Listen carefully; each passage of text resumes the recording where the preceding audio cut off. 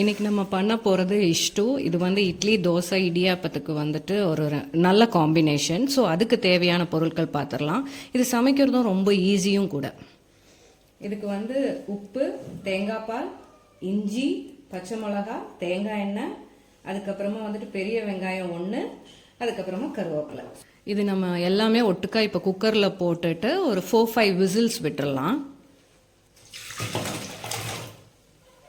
கருவேப்பிலை, பெரிய வெங்காயம் 1 நீள நீளமாக கட் பண்ணது, தேங்காய் பால் வந்து கடைசியாக தான் ஊற்றணும், இஞ்சி, பச்சை மிளகா. நம்ம வந்துட்டு காரத்துக்கு வந்து பார்த்தீங்கன்னா பச்சை மிளகா மட்டும்தான் யூஸ் பண்ணுறோம். ஸோ உங்களுக்கு தேவையான அளவு யூஸ் பண்ணிக்கலாம். நான் இன்னைக்கு வந்துட்டு ஒரு 6 பச்சை மிளகா எடுத்திருக்கேன். தேவையான அளவு உப்பு போட்டு நம்ம வேக வச்சிடலாம்.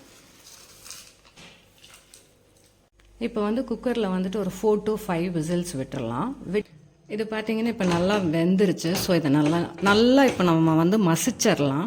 மசிச்சிட்டோம். இதில் வந்துட்டு நம்ம இப்போ தேங்காய் பால் ஆட் பண்ணுறோம். தேங்காய் பால் ஊற்றி 5 மினிட்ஸுக்கு அப்புறமா தேங்காய் எண்ணெயும் கருவேப்பிலையும் போட்டுட்டா முடிஞ்சது. ரொம்ப easy recipe for idli, dosa.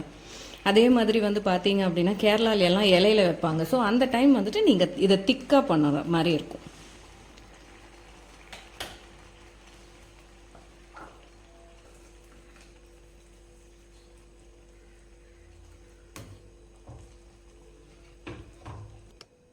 இஷ்டு பார்த்தீங்கன்னா நம்மளுக்கு இப்போ ரெடி ஆயிடுச்சு.